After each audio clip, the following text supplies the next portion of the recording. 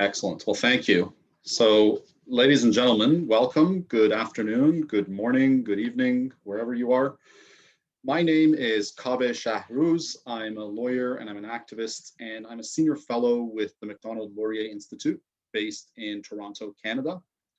I want to begin by thanking the Iranian Diaspora Network for putting together such a fascinating and unique event and doing it across multiple platforms.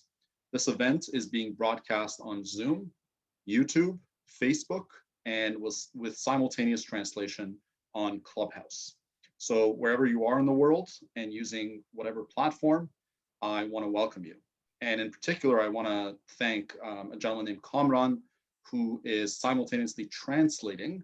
And for that reason, I'm going to try to speak slowly. Translating, obviously, as you know, is not an easy thing to do. So I ask anyone that's speaking today to go a little bit slower than they normally would. Before we kick off today's event, I want to say a word about our hosts today. The Iranian Diaspora Network, or IDN, is a not-for-profit and non-partisan organization formed by a few prominent members of the Iranian-Canadian community. They strive to bridge the gap between Iranian communities in the diaspora and their host societies, the media, and also policymakers.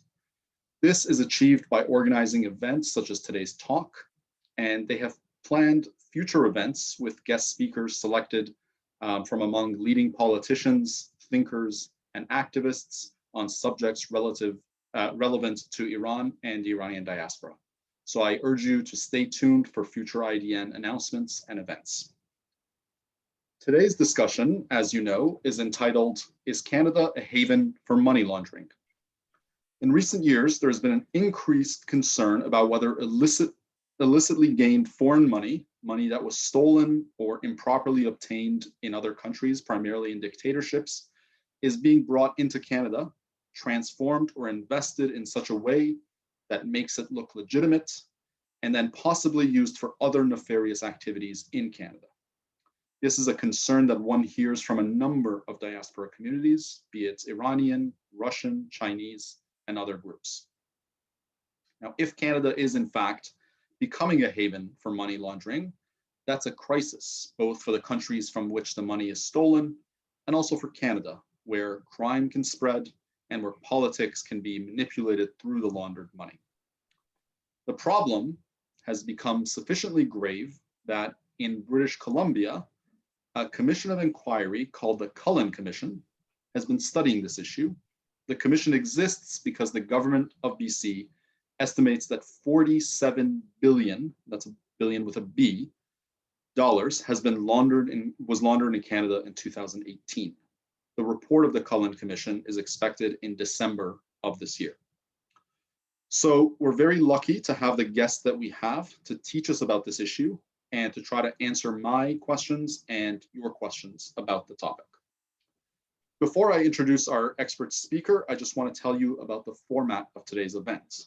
Our guest is going to give a presentation shortly, and afterwards, I'm going to pose some questions to him. We'll try to keep the last 20 or 30 minutes open for Q&A from the audience. Given that we're on multiple platforms, the Q&A might be a little bit difficult, and the best way for you to pose a question is to join us on Zoom and to put the question into the Zoom Q&A section. And I'll select some and put them to our guest afterwards, and I noticed that already questions are coming in. Okay, so with that said, it's really an honor to introduce our speaker today. His bio, which I've actually shortened, is a bit long because he has done so much important work. Our expert speaker's name is Kelvin Chrustie. He is a former Royal Canadian Mounted Police Superintendent and the officer in charge of the Greater Vancouver Major Projects Section until his retirement in 2018. His program was mandated to target transnational organized crime, or TOC, networks threatening Canada. The activities involved money laundering, drug trafficking, counterproliferation, and other such things. Specific focus was on the cartels, Iranian and Chinese transnational crime networks, and he focused his work with Vancouver police, CBSA, US Border, DEA, HSI, FBI, and other government agencies. Prior to this, he was the operations officer between 2010 and 2012 for the Integrated Proceeds of Crime and Money Laundering section, and from 2007 to 2010, the operations officer for criminal intelligence in British Columbia. He has served in Africa, Europe, Middle East, Asia, and throughout the Americas. He was also a member of the National Money Laundering Working Group, including at one point the Organized Crime Working Group and the National Cartel Working Group. He's overseen over 100 money laundering and transnational organized crime operations internationally. Calvin was also the team leader during the period of Canada's terrorist negotiation team. Due to Calvin's work in this area, he was awarded by the Association of Canadian Chiefs of Police the International Police Person of the Year award in 2016. Calvin has been in the private sector since 2018 and consults in critical risk issues with the Critical Risk Team. He also lectures widely at various universities in British Columbia and internationally in the field of transnational organized crime and other criminal matters. As I said, we couldn't have asked for a better guest. As you heard, his experience is really second to none. And with that, Calvin, I turn it over to you. We're really looking forward to your presentation. Thank you. And to repeat, good morning, good afternoon, and good evening to your listeners. And I will try my best to go slow, and I'll be prepared to answer questions at the end of the presentation. But I thought it would be helpful to do a basic articulation of the threat landscape in Canada broadly, so that there was a understanding, particularly for Canadian listeners and those interested in Canada, to understand the context that these threats exist within the various communities in Canada. So I'll start with a slideshow. It's mostly pictures, so you don't have to worry about too much reading. It just helps me navigate to have a logical format in terms of going forward. And at any time, if there's any questions, I'm open to questions. You can stop me. Don't worry about stopping me. So without further ado, I'll start with a general overview of money laundering, transnational organized crime in Canada.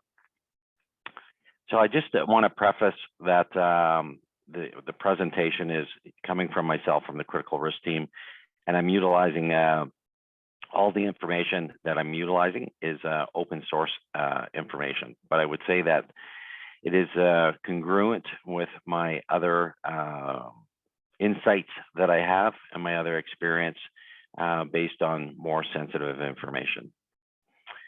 So the presentation that I've developed, basically just to create an environment so that everyone can understand the Canadian threat landscape.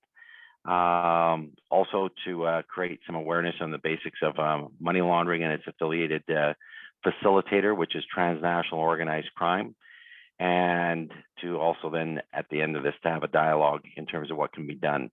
And on just point two, I'll just mention that there is what I would describe a hyper focus on transnational on money laundering in Canada currently. I personally not sure if I understand why the hyper focus on money laundering versus transnational organized crime. I think both are important, and one without the other is hard to understand the impact of either. It's basically the same side of the coin, and as I'll get into my presentation, you'll see that money laundering is just a side effect or one of the numerous activities of transnational organized crime. And I'll get into explaining why I emphasize that point throughout the presentation. So what are the threats in the communities? First, I did a presentation about Oh, I guess it was approximately 6 years ago at UBC, University of British Columbia here, where I was asked to do a presentation to a community group. And I utilized this slide, and I'm sure most people are familiar with the Titanic in terms of the ship and the disaster that happened and the tragic outcome when it hit the ship. And I used that as a metaphor when I was doing presentations when I was still within the RCMP, because I see the current issues with transnational organized crime and money laundering being very similar. What appears to be on the surface seems as if it's a concern, but I'm not sure if people understand the complexities of it and what's underneath the surface that make it even more so dangerous. My lens, just real briefly, not to be redundant, but I had a unique experience in terms of working with the international community and working broadly, as well as having access to extensive intelligence. And although I'm precluded, obviously, to get into sensitive discussions, much of the information I always tell people and journalists when they ask me for feedback and input, that most of the information that one would need to find to understand these threats are on the internet and are easy to find. It's just a matter of knowing where to find them. So currently, when we are looking at the current threats in terms of the media, in terms of at that strategic level, national, global level, cyber threats are obviously very, very common. Transnational organized crime threats are very common topics and are inclusive of money laundering. And then recently, particularly in the last year, in terms of social media, there's been an increasing reference to state-sponsored and or state-facilitated criminal activity. And quite often it's in the context of cyber, and focus has been Iran, Russia, China, and Korea.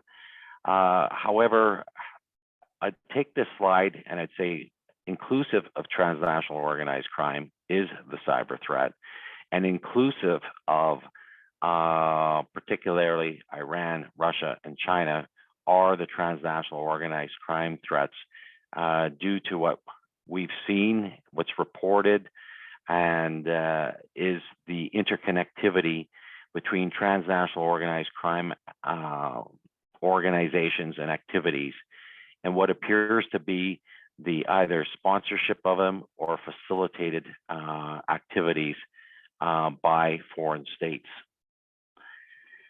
And in that concept, looking at it from a very, very strategic level, and I just introduced the concept, is just an awareness of the increasing polarization globally between states, particularly Western democracies and others, such as Russia, China, and Iran, where historically they've used conventional weapons, which most people are familiar with. And I say this off the cuff in terms of tanks, airplanes, etc., to now in terms of military strategies and conflict strategies from governments that are using unconventional weapons. And those weapons include transnational organized crime, espionage, foreign interference, illicit finance, cyber attacks, lawfare, which is using a legal system against an opponent, electoral intervention, etc. I just introduced that concept at that strategic level just to put it into context in terms of what's happening in the world. And I think there's like numerous examples on a daily basis one could see in the media relative to these examples. Sorry, I meant to have at the top of that caption, transnational organized crime, or sorry, there instead of the cyber, but it could be interchanged with transnational. But you'll see that 4 states are particularly engaged in the cyber. 3 states are particularly engaged in transnational organized crime. And those states, in terms of transnational organized crime and money laundering, have been most commonly talked about: Russia, China, and Iran. So this is what most people see, at least from a Canadian perspective, in terms of the criminal activity and the threats. And whether it be drug addiction, gangs, and the violence, prostitutions, and those are the normal parts of it. But like that first slide, and that's where I got the concept and the metaphor of, are we the Titanic, is what's underneath the surface that isn't always seen on the public streets are the activities and the threats that are below the waterline, which often occur, in a person's house, in people's offices, and is not talked about as often. So the fentanyl and carfentanil issues affecting Canada, the impact of that, probably equals that of the pandemic relative to COVID. The cocaine, not only in terms of the usage in Canada, but probably more concerning is the redistribution and sales of cocaine from Canada around the world. We have a serious issue with encryption companies, where we were probably considered one of the hubs for classified encryption in the world. We've seen a number of cases hitting the media where both Chinese and cartel operations have been using encryption devices from Canada to run their international networks, inclusive of their money laundering activities. Heroin, we've seen that. We'll get into some discussions about heroin from the Middle East. Methamphetamine, we'll talk about some of the precursors and the activity in terms of meth, fraud, opium, weapons, the activity on the dark web, money laundering, which we'll talk about in more detail. And then there's the ones that are very, very quiet, where quite often the government historically in Canada has not talked that much about it until recently, particularly with maybe the exception of cyber, which is the espionage, political interference, political corruption, counterproliferation, and terrorist financing. I just thought I would, most people, including myself, who was a police officer for 34 years, I really didn't understand probably until the last 12 years of my career, when I particularly got involved at the international level, working with our international partners, looking at transnational organized crime networks. And up until that point in time, I thought it was a group of guys here and a group of guys here that were collaborating in terms of criminal activity. But I think it was when I started working some of the cartel operations, which were then connected to some of the Middle Eastern networks and Iranian criminal networks and some of the Chinese criminal networks, that I realized the structure was far more sophisticated than what I thought it was. And so I did this to describe the business model that they have.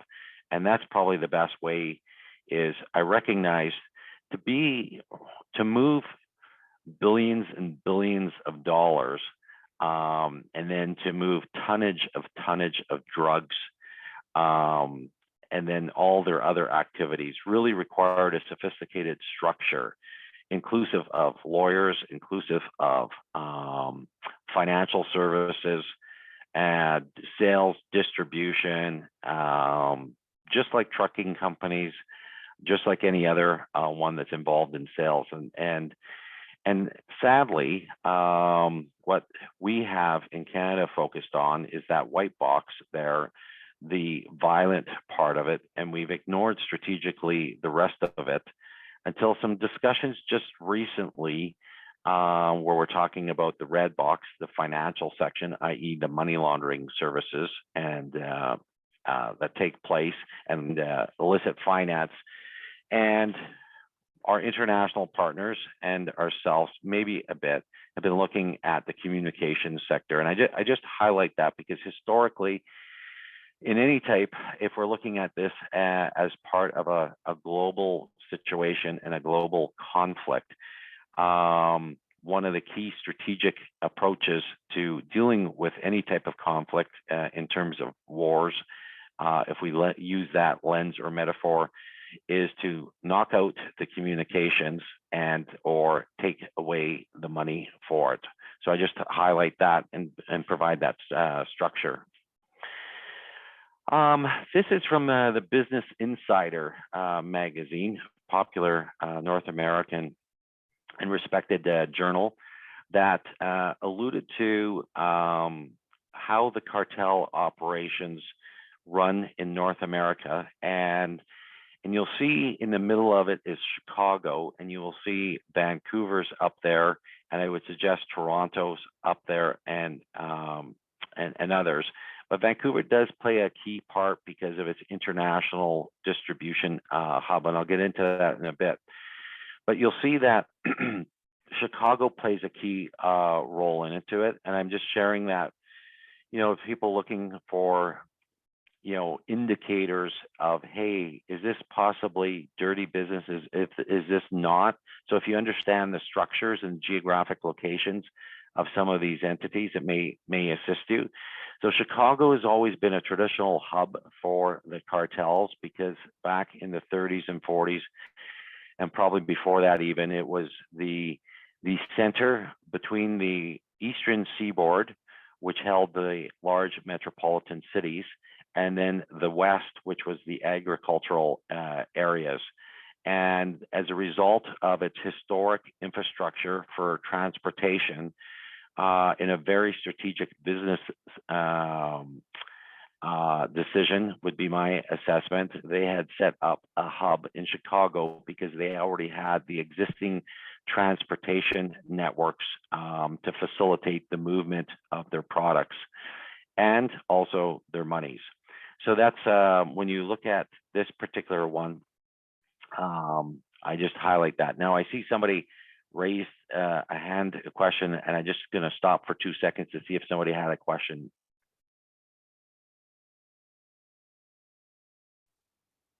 Kelvin, can I actually just request that we save the questions for the Q&A period? That'd be okay. Yep, whatever you want. Yep. Yeah, if you don't mind. Thank you very much. And, yep, no problem. I say the same to the audience. I know, this is an intriguing talk, and I know you've got questions, but please save that for the Q&A. Thanks. Yeah. Yep. Merely just trying to be, for those not from Canada, trying to be a polite Canadian. Much appreciated. So when we talk about transportation hubs, that's another thing very worthwhile to look at and pay attention to, because the transportation hubs, these networks rely on them very, very, very heavily to carry out their activities. And where they move their products are going to be close quite often to where the money is and the illicit finance is. So something that many people didn't understand, particularly on the Vancouver side, because we are farther from our national headquarters, and we have the Rocky Mountains that seems to prevent communication between the western part of Canada and our headquarters, and I'm being a little facetious politically there, that if you look at Vancouver, say as an example, it's the 4th largest port in North America. And the other ports are Long Beach, Los Angeles, and New York. Those are the top 3. Vancouver is the 4th largest port. And so 90% of illicit goods, and well, let me rephrase that, 90% of all goods move through ports and the marine vector. And that's the same for illicit products, I would suggest, is the majority of it is moved through the marine area. So if you're seeing, say, activities, illicit finance, money laundering activities, criminal activities, more in Vancouver than you would say in Winnipeg and or Ottawa, there's probably a reason for it. So, so why are we the transshipment hub, I think, for North America in terms of illicit products? One, because of the expansion, obviously, of China. Two, why, and is a court case called Stinchcombe, which makes it very difficult in the Canadian context to investigate and prosecute criminals. So that's why they may choose Vancouver versus Los Angeles, Long Beach, or New York, because of our weak laws.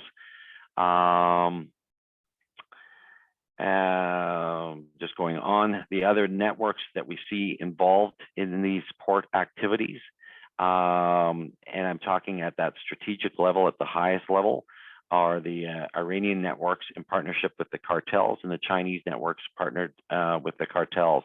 Historically, there's lots of talk about the outlaw motorcycle gangs, the Hells Angels, etc. I would suggest for sure they have involvement in the ports, but they're also the most visible because they have a jacket on, and they walk around with a jacket that says "I'm a criminal" on their back. So there's probably, in my humble opinion, an over reporting of that. And then the last point, why Vancouver versus these other ports would be, and why Canadian ports are probably more vulnerable for this activity, is the inability for us to leverage all forms of electronic intelligence due to our laws, i.e. Stinchcombe.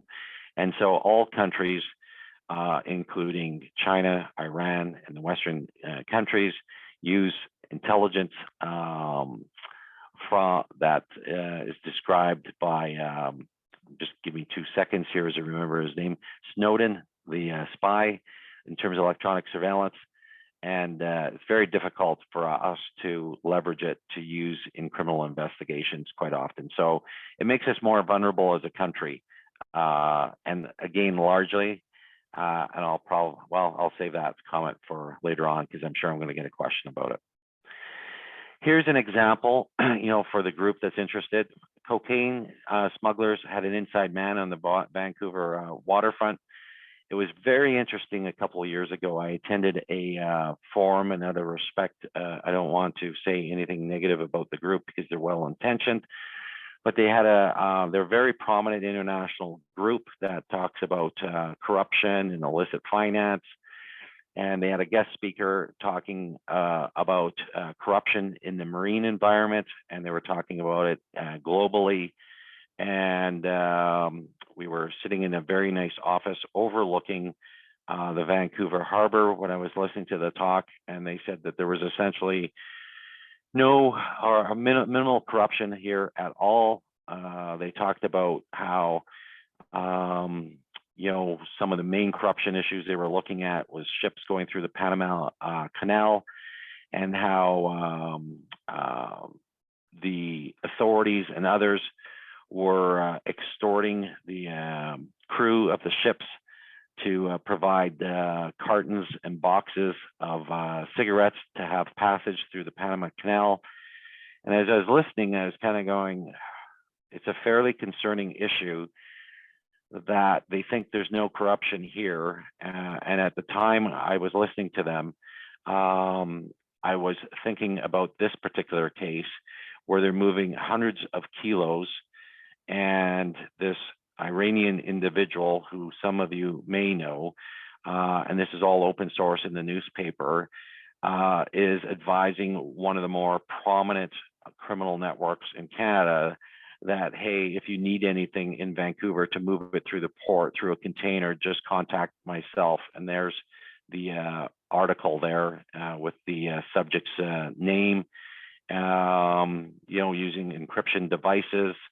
And they were bringing in allegedly 400 kilograms of cocaine a week, worth about 1.9 billion. Here's what I would say just about that. That's probably underestimated the amount, because my guess, knowing some of these networks and the relationships, that some of that was probably destined for foreign countries such as Australia. And if that's the case, they're selling our $60,000 kilo brick of cocaine for $250,000. So the profits would probably potentially be 3, 4, 5 times higher. So that's, and on that note, right, you see how it goes from Colombia, and this is just general figures, where you're buying it for, say, $1,500 for a brick of cocaine. And then as it gets transported up to Canada, it goes up to $60,000. But so when people have $200,000, as you'll see on an upcoming slide, and take that money, that's 100 keys of cocaine that you buy in Colombia, and then you're going to get transportation costs from there. And if you want to send it to Australia, you'll see the mathematics in terms of the profit that it generates. And I only highlight that because you'll hear about what was introduced in the introduction there about the 47 billion, and I would say the 47 billion would be extremely conservative number from my insight. And here's why I say so. There's the $200,000. I just did a quick math. Somebody in Vancouver, which is nothing, $200,000, saw it all the time. Take that. They do it, say, only once a month. The last group was doing it once a week, 400 kilos. So you do the 400 kilos, you do the math.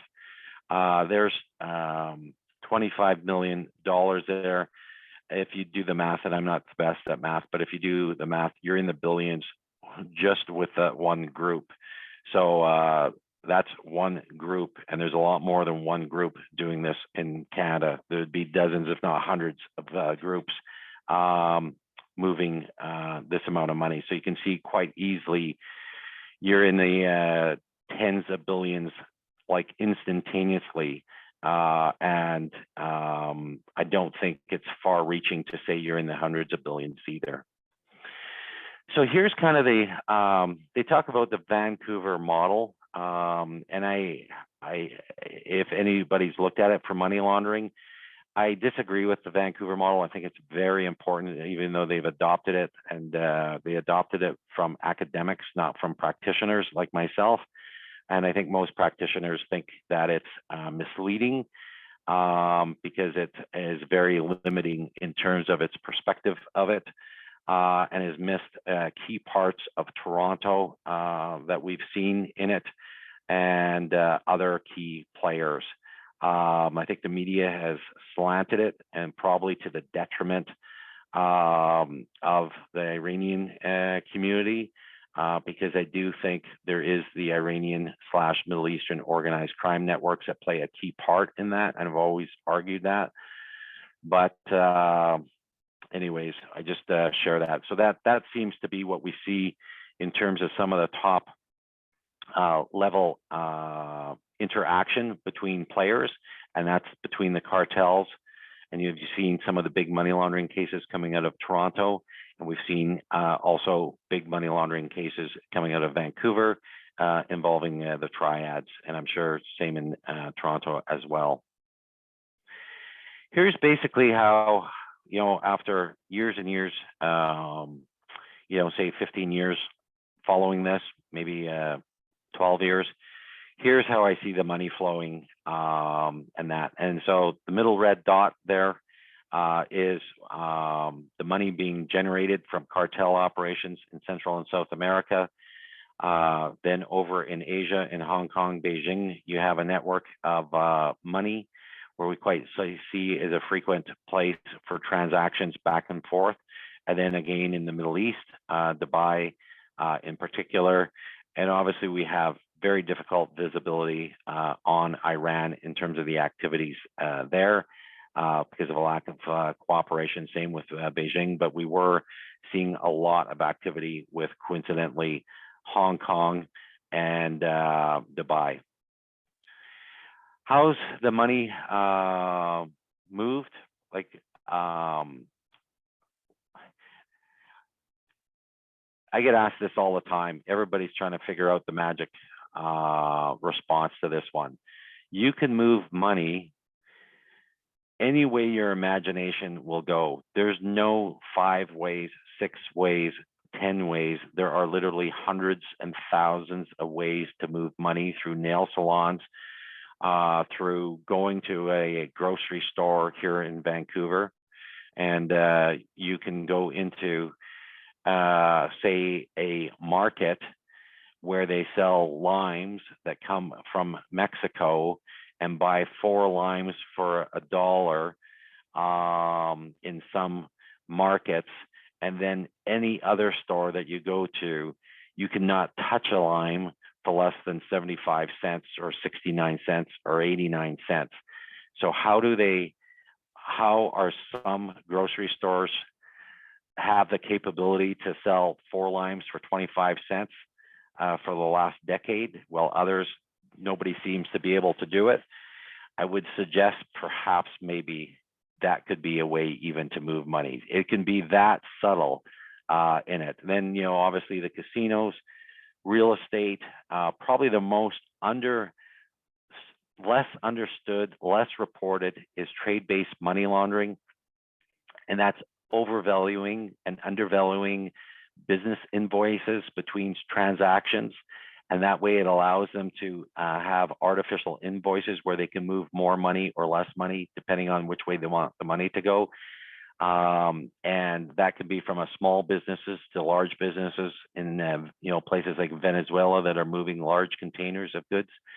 And then obviously the money services businesses, which I think very many people are familiar with, and that exist in Canada and have been subject of recent media. Are there kingpins here in Canada? Well, the first corner there with the gray and white picture, cartels, yes, for sure. We've seen that. We've seen on heroin distribution, that map there refers to something that was in open source called ePhototaxis. And those were kingpins out of Dar es Salaam that were the transshippers for probably a quarter of the world's heroin that was coming out of the Middle East. And in the Middle East, that area was coming, the area was Baluchistan, which probably most of you are more familiar with than I am, but they had some of those targets that were involved in that were living in Montreal and Toronto at certain times, and their operations were Vancouver, Calgary, Toronto, Montreal. The highest level targets that we came across were from the areas of Baluchistan, which many of you are probably more familiar with than myself. In these particular pictures are just examples of a large amount of drugs, cash. The bottom right is one of the largest drug seizures in Canada, which was over a ton of cocaine on the west coast of Canada. Fentanyl, everybody's probably familiar with fentanyl, so I won't get into it too much, but obviously a huge social harm issue. Here's some other ones. I just thought I would kind of highlight a couple cases for those that haven't followed the news, but obviously huge money laundering raids in Toronto, Montreal, relative to the Middle Eastern communities.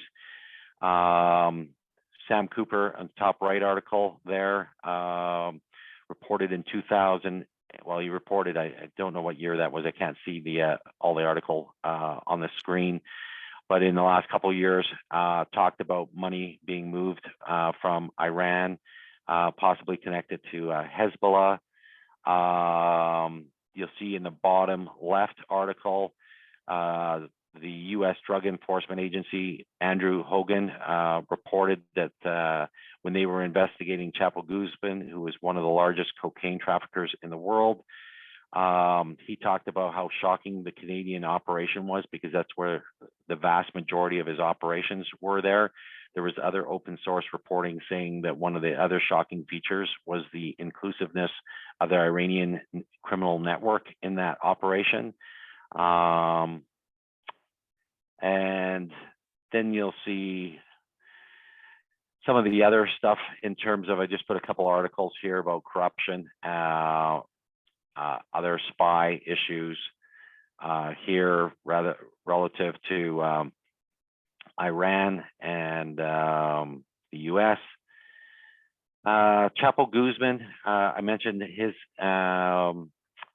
activity in Canada. He was like the world's largest cocaine trafficker up until a couple of years ago when he got arrested.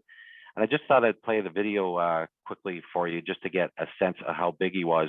But like I said, there's open source reporting highlighting his interactivity with the Iranian networks in Canada.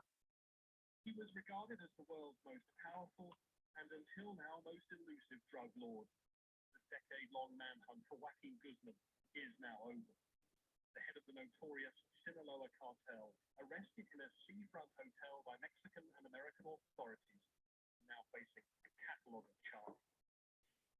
This arrest is the product of an operation that's been worked on for several months in coordination with all federal government agencies, and they've worked on it in a very important way. The arrest was impeccably achieved. Since he escaped from prison in a laundry van in 2001, Guzman has turned himself from a middling cartel official into a figure listed by Forbes magazine as one of the world's most powerful people, with a fortune estimated at $1 billion. As his power grew, so did the brutality and ruthlessness of the cartel war. I just wanted to kind of show that, like how he was one of the biggest cartel operations. And I think one of the things I'll talk about later on, possibly here, is the importance of not looking at it through the lens of one network, but looking at it through these multiple networks in terms of how they collaborate and cooperate together, because it's really, I think, important.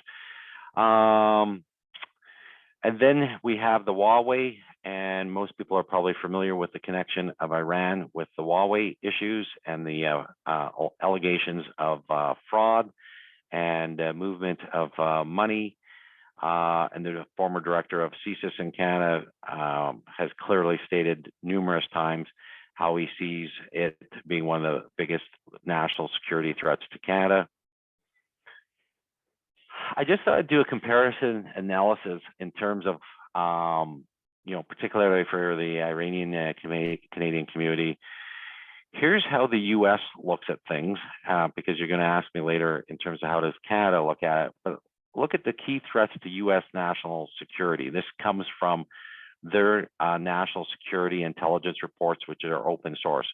Number one, transnational organized crime. Not ISIS, but transnational organized crime.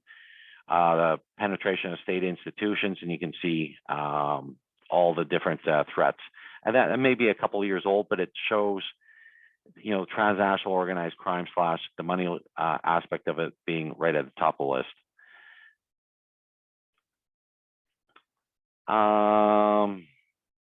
Here's other from the CSIS, what he talks about. Interesting, he doesn't talk about transnational organized crime, and I'll get into the why later. But I'll just leave that up just for you to take a look at it. Here's the White House. Under Obama, did a strategy, a national strategy. And here's the Director of National Intelligence quote. And you can see where transnational organized crime rates and how important they see it as a national security threat. And then you can ask yourself, and you can Google after this conversation today, and see what's on the website regarding Canada and transnational organized crime, and see the comparative analysis. And it's not just the States. You can look at Australia, you can look at the UK and our other allies and do a comparative analysis.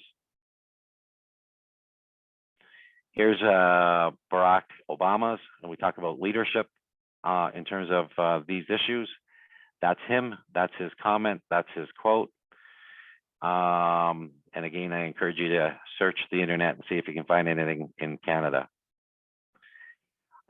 This was a video, but I couldn't upload. I had problems here. I don't know if they removed it, but I think if you look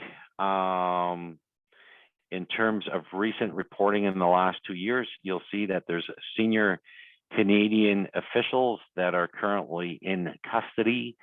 Some of the top allegations are regarding spying and espionage, and there are Canadian senior officials that are accused in custody. And if you check the open source reporting on it, I think they may suggest the connection possibly or concern to Middle Eastern networks in Canada. I will defer to that just because there's an ongoing court case to the already open source material on it. Then obviously the connections that's been widely reported in various reports, and the US has mentioned this constantly, and we've seen similar indicators up here in Canada, and that's the relationship between transnational organized crime and some of these other national security entities. And we've seen that cascade into Canada and not being limited to, say, for example, the tri-border area in South America, where there's connections and activities there in Venezuela. But we've also seen it with the Mexican cartels and that. And then I highlighted in that picture the HSBC case, if you're not familiar with it, and I'm sure most of you may be, but the HSBC case, if you haven't looked at it, was one of the biggest money laundering cases known in the world. It was 800 billion, almost close towards $1 trillion of monies moved through HSBC banks affiliated with the Mexican cartels and Iranian networks and that. Now, the most important part of that is okay, it's 10 or 11 years old, but there wasn't one person, to my knowledge, that was charged or arrested in that particular case. So where do you think those networks are? Do you think anything's happened to them, or do you think they still exist? I would advocate they may be morphed a bit, but they still exist. Here's a tape here. It may seem like a bizarre joke, but President Obama, the alleged plot by Iranians to assassinate the Saudi ambassador to America, is way over the line. This is a dangerous escalation, part of a pattern of dangerous and reckless behavior. Behavior ranges from an illegal nuclear program the U.S. thinks aims at a bomb to alleged global backing for terrorism. Spoken at news conference in South Korea's visiting leaders 2 days after prosecutors outlined what they call the plan to murder Saudi Arabian ambassador Adel al-Jubeir by blowing up a Washington eatery. An Iranian-American businessman who allegedly approached a Mexican drug cartel to make the hit, but bundled into a U.S. state. So I just shared that one because we did see up here, has been our experience, and it's in open source reporting. I showed you the article from the Vancouver Sun there with the networks connected to huge transnational operations as well.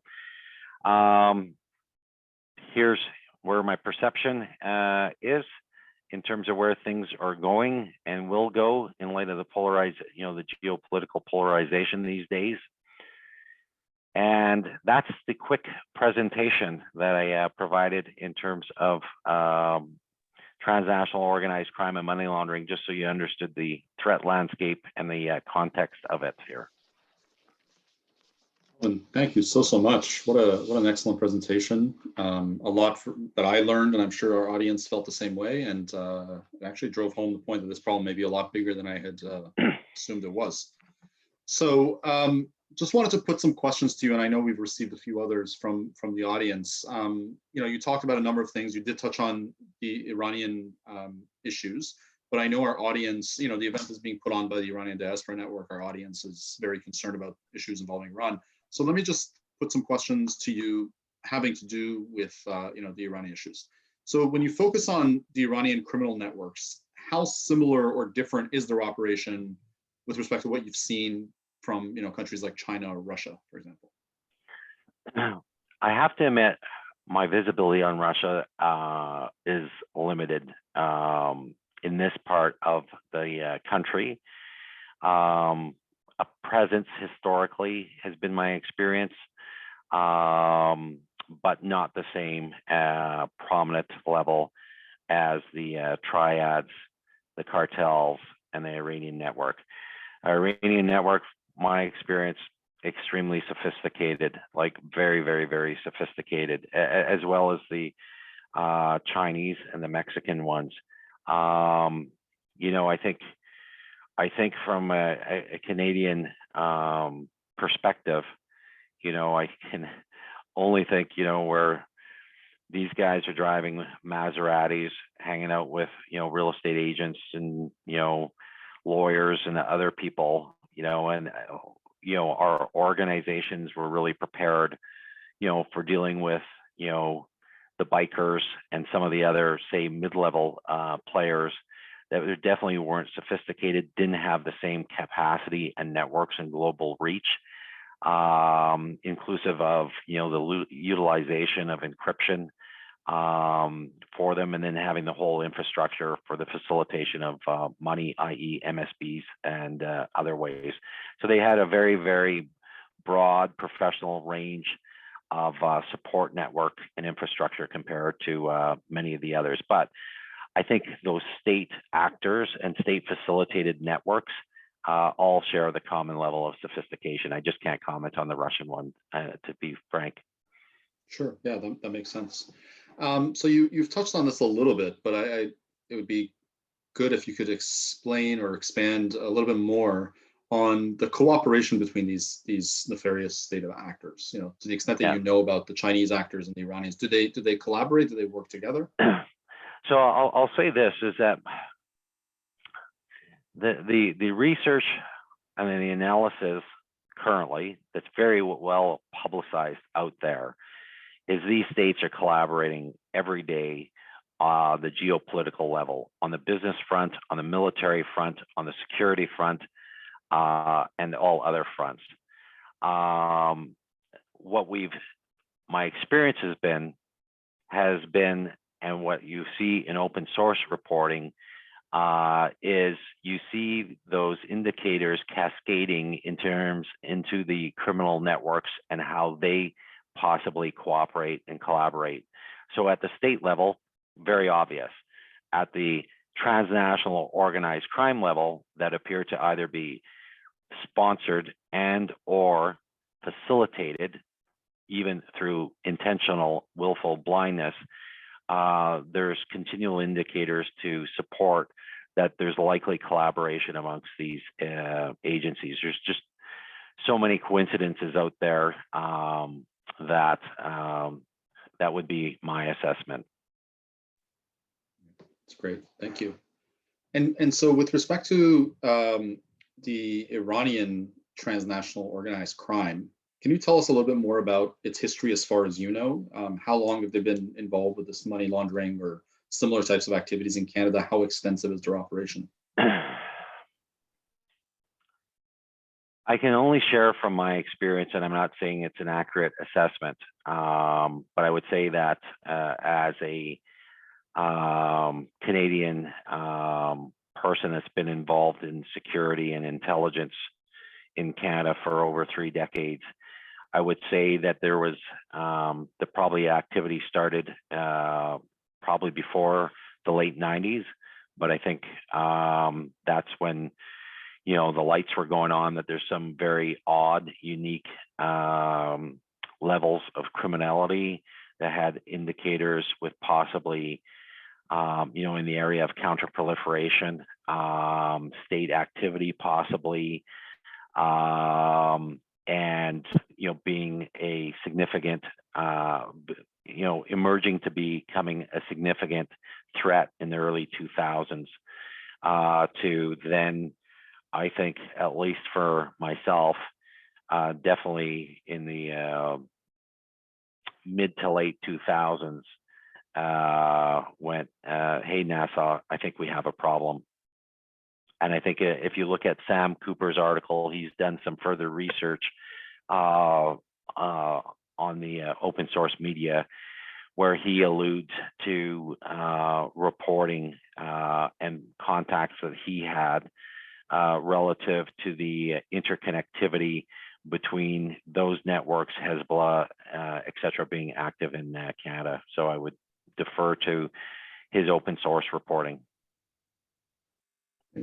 Thanks. So before I go to my next question, I just want to repeat for our audience, if you are interested in posing a question, and I know people have many, please put them in the Q&A. And once I'm done with sort of asking Calvin these questions, we'll turn to your questions. I know you touched on this a little bit in terms of just geography, and you talked about some legal decisions, Stinchcombe you touched on, and others. But what is it about Canada that makes it such a suitable home for money laundering, or is it a more suitable home than other places? And if it is, what is it that makes it so suitable? So I will, and we've talked about this before, and I say it very, very respectfully. I will reframe it. It is because you can't separate, right? Where's the money getting generated, right? Transnational organized crime. So, but transnational organized crime and money laundering and illicit finance. Yes, Canada is, I think, having worked in all those continents, that you mentioned in the introduction, and of working with our partners, we have definitely a disproportional level of high-ranking transnational organized crime figures and activities that is incongruent with our population and our country. And it's probably facilitated by Canadians for the following reasons. Our values for civil liberties have not probably been balanced with our values for strategically long-term freedom and democracies. And these other international players have sought out those vulnerabilities within our legal framework that we have. And not only our legal framework, but our political framework in terms of courage, I think at times, because to make some of these legal changes are going to take some courage to do. And when you're going on 4-year cycles for elections, changing the laws and saying possibly we're going to reduce some minor laws in terms of Charter of Rights type issues, and we're not talking about significant ones, but I look at just modifying, say, for example, the case of Stinchcombe, which is, hey, you have to disclose everything to the courts. Well, no countries want to work with us if we're going to disclose all their secrets to the courts. So what you see in the newspapers recently is Amsterdam and the US and Australia collaborate and take out the world's largest triad player, or one of the world's largest triad players. Where's home for them? Canada. Where was Canada in it? I don't know. I haven't seen anything in the open source paper saying he was on his way to Canada, but he was not permitted to Canada. Now there's a big controversy. And then you look at some of the other activities where they ran the covert operation using encryption devices, Australia, European countries, and the US. And there wasn't that much mention, and I'm not saying, I don't know what it was, I don't have that visibility, but I found it unusually odd that Canada wasn't mentioned in there having a key play in there, knowing it was a Canadian encryption company that was being utilized. So I think our laws are probably, next to the criminal networks and the foreign states, our laws are probably the second threat that we have to worry about, just being outdated and incongruent with fighting these things. And you listen to the arrogance of many people talking about this, whether they've been lawyers or even old retired police officers go, hey, back in the old day, or politicians. But I don't remember seeing any of those people in any room where I've been sitting down with, the FBI or Scotland Yard or anybody else and going, how are we going to do this and protect this sensitive information? So I think there's a lot of naive people in Canada, and I hate to say it, I don't like using the word naive Canadians because I think there's a degree of arrogance, I think, that we have within our legal system that probably poses a significant threat. And we like to use the word naivety. I say arrogance. Really interesting answer. I got to say, I'm not a criminal lawyer. I'd always read Stinchcombe as a good case. I thought it was good law, but I had not, I guess, considered this aspect of it. So that's really interesting and a thoughtful response. Well, if I could just add to that, when you're looking at transnational organized crime and money laundering, it's a global issue. As you're talking about Dubai, you're talking about London, you're talking about all these places, and when systems don't mesh and don't integrate together because of different legal systems, then it's kind of like, if there's and I always use sports as a metaphor, but you can't, if the game is to take out money laundering or take out transnational organized crime, and there's a set of global standards and rules to do it, a Canadian can't come in when everybody's playing football and soccer, or however you frame it, and go, hey, we're playing by the rules of hockey. And that's what they think they can do through arrogance. You can't do that. The world is, and that's where Stinchcombe has no place currently in the global fight. So then Canadians have to accept they're going to suffer as a consequence of it, because our foreign partners and allies, it's just not a workable system. So Canadians either have to accept that they're okay with, the thousands of deaths of fentanyl, the illicit finance, and all the other nefarious activity that we talked about. Yeah, and sorry, just for our audience who may not know exactly what we're talking about, I think you touched on what Stinchcombe is about, but it's a court case. I think it went all the way to the Supreme Court. It's seen as kind of a seminal criminal law case having to do with the Crown's obligation to disclose all relevant information to the defense, even if that information is not going to be revealed in the actual trial, it's not going to be relied on. It's been a while since I've read it, but I seem to believe that's the issue. Yeah, and I would say by the guys that I respect the most, in that,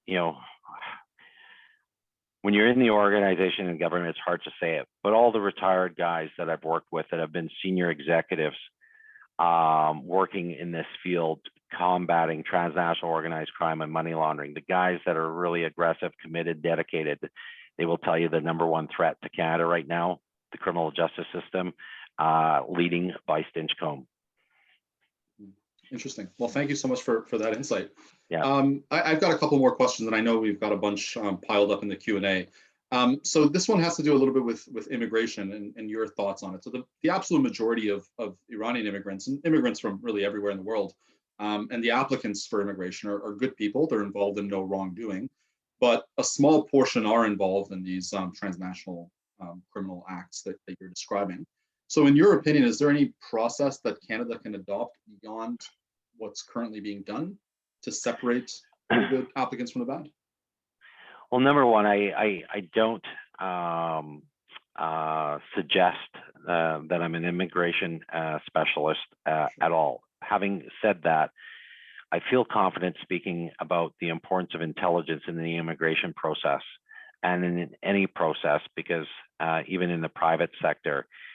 And I think, one of the impediments to ensuring that it's not done is, again, the bureaucratic structures, inclusive of procurement and other activities in Canada with the Canadian government, and not relying and not incorporating, perhaps for financial reasons, for other reasons, maybe some legitimate security reasons, and that. But my experience on the outside is, even when there's, say, new technical solutions for intelligence, like artificial intelligence, and that is inclusive of data banks that are in foreign languages, high-risk foreign languages, such as Farsi, as Mandarin, and Russian, that those things are available in the private sector for private business. But my guess is, from my experience, is they're not being incorporated in the public sector because of either, one, cost, 2, security concerns, and 3, probably what I'm most concerned about, is bureaucratic processes that don't necessarily result in great outcomes and modern technology. So my last question to you before we turn it over to the audience is this. So, those of us on this call are for the most part just ordinary citizens without particular access to law enforcement or to CSIS or any group like that. So what would be your advice to those of us that are ordinary citizens, but we suspect that somebody in our community is involved in money laundering or some other form of transnational organized crime? Well, as a former policeman, that's probably a very tough question for me to answer, and I'll tell you why. I don't think I would want to be reckless to give anybody advice, because it would be on a case-by-case basis. Because I appreciate, because I've lived within the Iranian community historically. I have lots of friends and associates in the Iranian community. And there is a disconnect, I would say, in terms of appreciating the complexity and the security and the risk issues within this Iranian community and the Chinese community and some of the other diasporic communities within Canada, with policing, with intelligence, and that, because there's a gap there. So, if you walked into the, say, front desk of your local police department and said, hey, I'm concerned about a foreign operative that's moving illicit finances here, I'd be concerned about, the safety and the well-being of that person coming forward at times without a thoughtful kind of analysis on it. But I think, going to a trusted lawyer is one, if it's a significant concern, or if they have a trusted police officer. But I would say if they're engaging with the police to ensure that you've got the trust with them, or somehow somebody's referred you to, on a relationship there, because I do think it is a little dangerous, calling up the local police and saying, hey, this guy's, we believe, is moving $200 million a year out of this MSB service here, et cetera, et cetera. And I don't say this, I'm very cautious saying what I'm going to say as well in this next one there. We get a lot of requests, within our group, the critical risk team, to assist and support businesses, to mitigate threats similar to that and other kind of national security related threats quite often. We're open to kind of assist and give guidance. I say that hesitantly, because if I got 200 phone calls tomorrow, I probably wouldn't have the capacity to do it. But yeah, you just have to bear in mind, and I don't want to create any paranoia or fear out there, but in 2021, there's a lot of stuff that's electronically monitored, and just be very, very careful in terms of communication and that these days, particularly if you think it's a sophisticated group that you're reporting on. That's great. That's really good advice. So with that, I'm going to turn over to the questions that we've received from the audience. I'm going to start with one we've received from Mr. I believe, Hushmand. And this one deals with exchange, like money exchange offices. They're connected to the banking network, and individuals can transfer money into Canada frequently and with almost no restrictions. So given that there are sanctions and the lack of official money transfer channels, to what extent do Canadian police and other government agencies oversee the work of these exchanges and related banks? Well, I know there's various, my experience is there's various working groups looking at these issues. These various working groups have been looking at these issues for a long time, decade. When I was in, we were still looking at them. The issue is not, there's probably two issues. One is looking at them, and the other one's doing something about them. And that's that goes back to legal reform. There's no shortage of intelligence.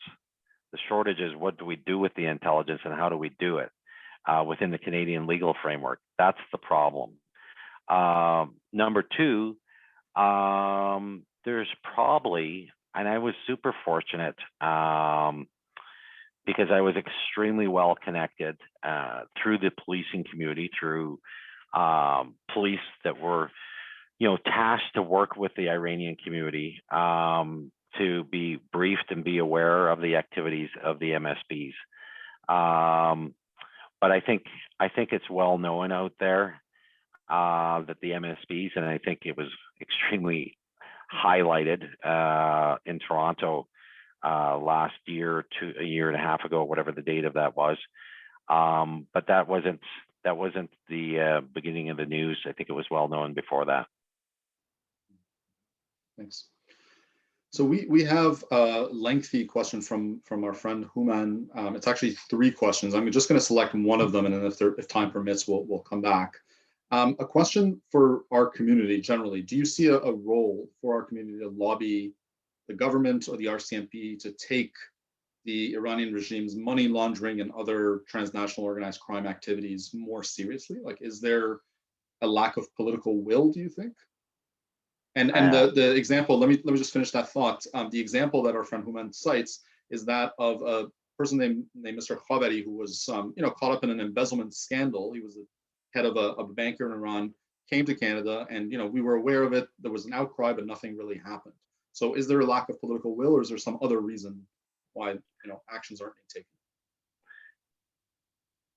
I think, in fairness to the police, I'll say this first and foremost. I think the police probably have the will. They may not have, depending on the regions, a really good understanding of the complexities within the Iranian communities in Canada. So I think there's an educational role for police to engage with the communities. And I know, we have these historical community engagement groups with the Indigenous groups, right, where it's institutionalized and systematic within policing organizations. I think what's missing is, from a national security perspective, equally important is communities like the Iranian community, the Chinese community, and the Russian community in Canada, doing much the same because of what's happening in the world and doing that. So yes, I think there's a role for it. The Canadian government, I think if I was to make a suggestion to the groups, would to be focused on yes, inclusive of illicit finance, but to the broader issues of transnational organized crime, so that you can leverage, the toll of death of fentanyl, which I don't know what the comparative analysis are to COVID, but it's probably, I'm presuming it's close. Yeah, and I would approach it that way, and I would look at it from a transnational organized crime threat. There's too many people out there focusing on the linear approach to it, which is illicit finance, or money laundering. I question those that do that. It's for 2 reasons. One is, do you understand the threat? Because anybody that I know has been in the rooms dealing with these networks, the threat's the networks, the threat's not the activity, because it just will move around, just like I use the metaphor all the time. It's like taking water, pouring it over concrete. They're going to move the money wherever that crack is in that concrete. You can put as much tar in one crack, but it's just going to keep flowing and go into the next crack. You're not going to keep out all these nefarious activities, and they're all interconnected. They're not as if money laundering is a separate standalone activity. It's connected to drugs, to fraud, to cyber, and all the other activities. So, and I would try to find where there's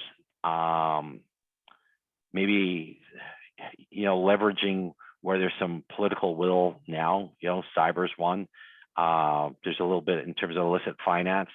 I think there's some great work being done right now by your community and other communities, and some former politicians in terms of an international court for corruption. That's really sounds like a promising one, because I think it's going to put a bit of a spotlight on the Canadian government for either acting or not acting on this stuff. I'm literally shocked as a Canadian, to be quite frank, that we haven't been responsive to this threat, and I'm very empathetic to the Iranian community for it, because I've been very familiar with it.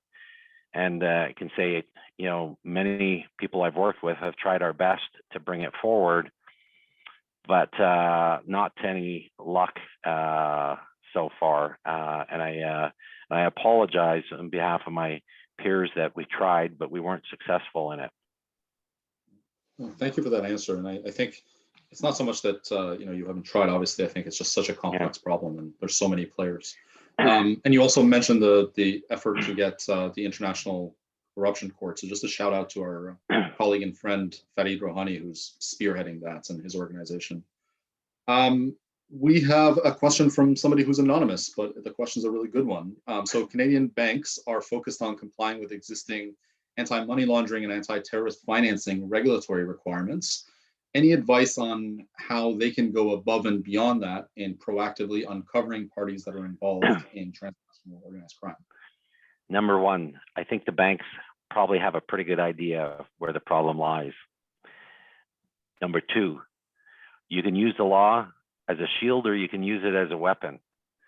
And there are provisions to share information, and you can take a very risk-averse way of trying to avoid doing anything by sharing information, and you'll be completely safe.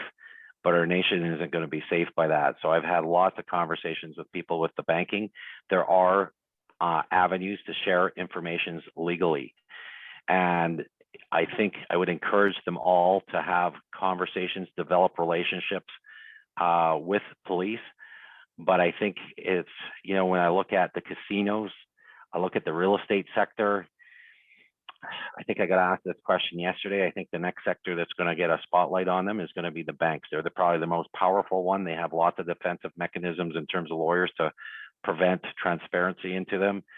But I'm pretty confident that the banks, there's probably many well-intended people in the banks, but I'm not sure if all that information is getting transferred to security entities. And that, in my experience, has been they look at reasons why not to share the information versus reasons to share the information.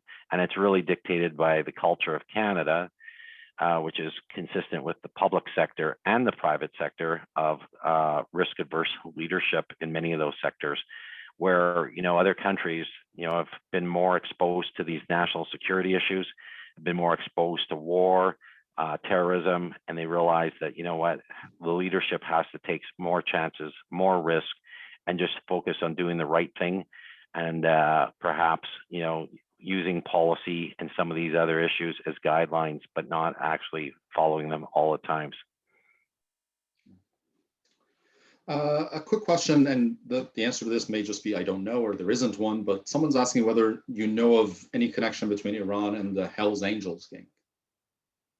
Well, that newspaper article I just showed up there earlier, I think if you open source it, Project Inc., and I'm sure it goes far, well, my experience would suggest it's farther than that.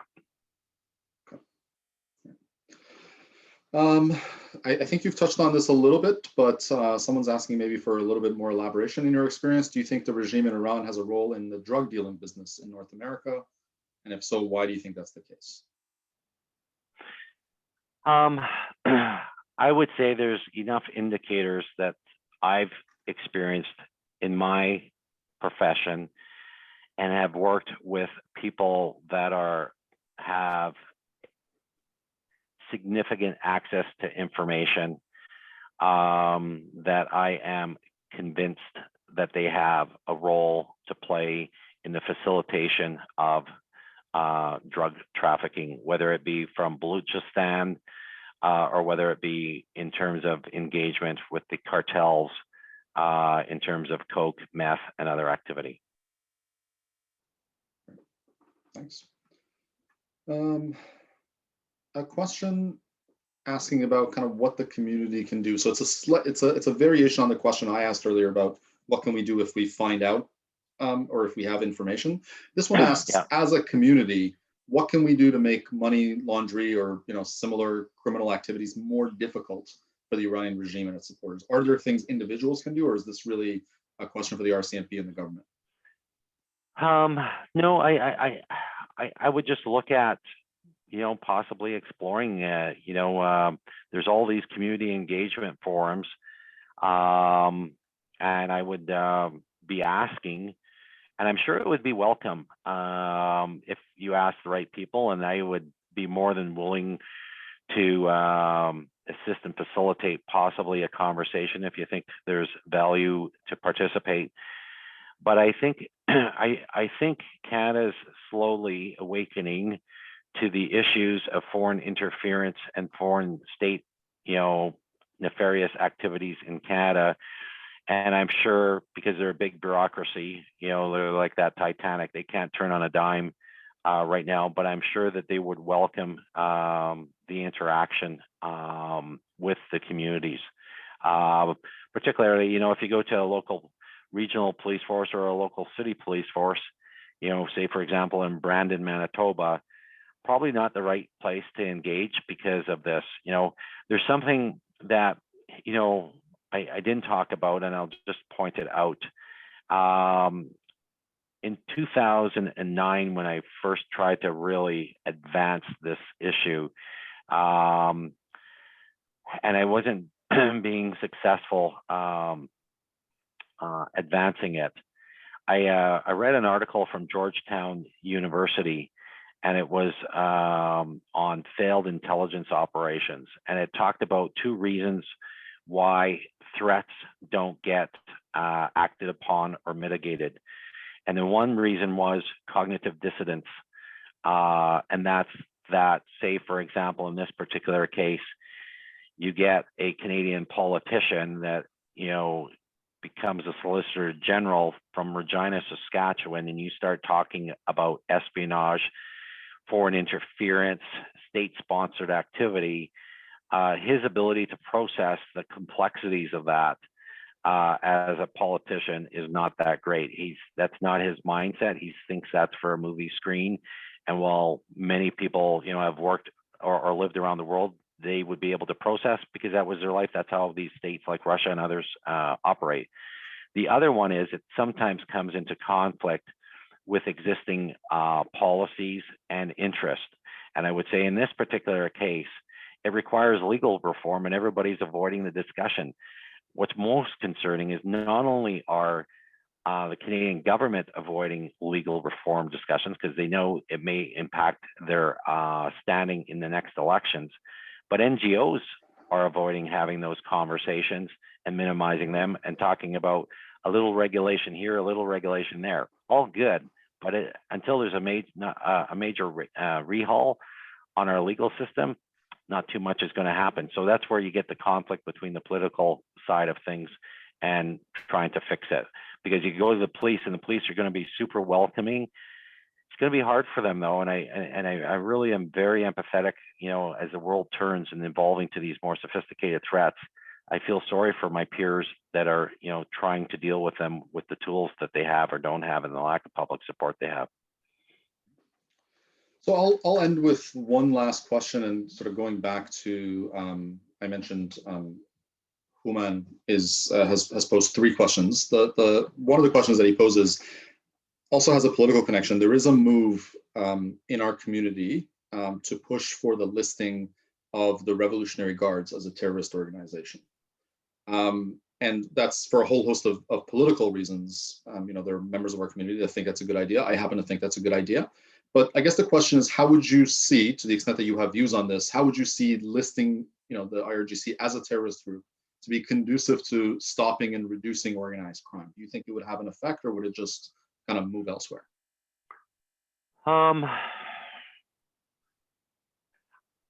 I think I'm not sure if I understand the question precisely. So maybe reframe it. It was just because it was long. I was going to go on a path, and I thought maybe I'm going to answer it wrong later. Happy to do that. So the Revolutionary Guards are, basically a parallel military that exists in Iran. They're deeply Familiar. corrupt. You know about, yeah, Yep. you know about them. There was a motion that came before the House a couple of years ago to list them as a terror organization. Yes. And the government agreed to it, but it hasn't actually implemented that yet. Okay. IRGC has not been listed. So I guess the question is, and I'm interpreting Human's question here, is, you know, if we were to be successful in that, would that actually be helpful in terms of combating organized crime, or would it have no effect? What do you think the impact would be? I think that it would probably more than likely be helpful. Here's why. If you look, you know, the director of CSIS came out, you know, and I'm like, Rick, I sorry about that. I'm so impressed with the director of CSIS for coming forward as a bureaucrat, and I use that term in a positive sense, coming forward and having the courage, and I'm sure there was people that were probably going to be critical of him behind the scenes for coming forward with that famous saying and saying, hey, if you're not interested in geopolitics, geopolitics will be interested in you, which I don't know if your listeners know is an old Russian saying from Chrustie, that if you're not interested in war, war is interested in you. I can only guess what he was implying with that subtle version of Trotsky's message.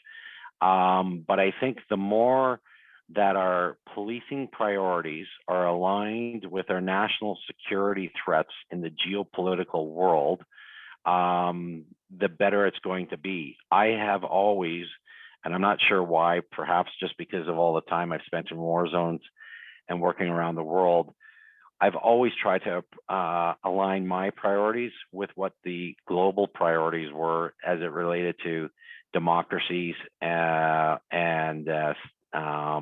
like ourselves, Western democracies. So where did I see the threats? Where did I look for threats? Russia, China, Iran, you know, that pose a threat to us, and are there criminal networks affiliated with those ones? And are those criminal networks, the obvious question should be, are they facilitated or sponsored by those criminal networks? Well, then that should be the priority, particularly, you know, when you see, you know, some of the slides I showed you, the level that they're at. We're not talking small level, we're talking highest level players, you know, within Canada. And I'm not saying there's not other criminal networks, but these networks pose not only a significant high-level threat, but a very acute national security threat, I believe. There are other questions, but I think we're out of time, so I'm going to wrap it up, because the organizers were very adamant that this event, you know, stay within time, and I agree with them. So I want to take this opportunity to, first of all, once again, thank our expert guest, Calvin Chrustie, for this fascinating look into transnational organized crime and money laundering in Canada. It was a real learning experience for me, Calvin, and I'm sure that it was for everyone else as well. I want to thank the members of the Iranian Diaspora Network for putting on this event. Again, in particular, I want to thank our friend Kamran, who must be exhausted from the simultaneous translation that he's doing in Clubhouse. And finally, I want to thank everyone that joined us today. If you have feedback on this event, I would urge you to please get in touch with the organizers. I know they have an email address. I don't have it readily available, but I'm sure that can be communicated. I really hope you enjoyed this discussion. I hope to see you again in future Diaspora Network sessions. And with that, Calvin, again, thank you. Thank you all. Have a great day. Thank you.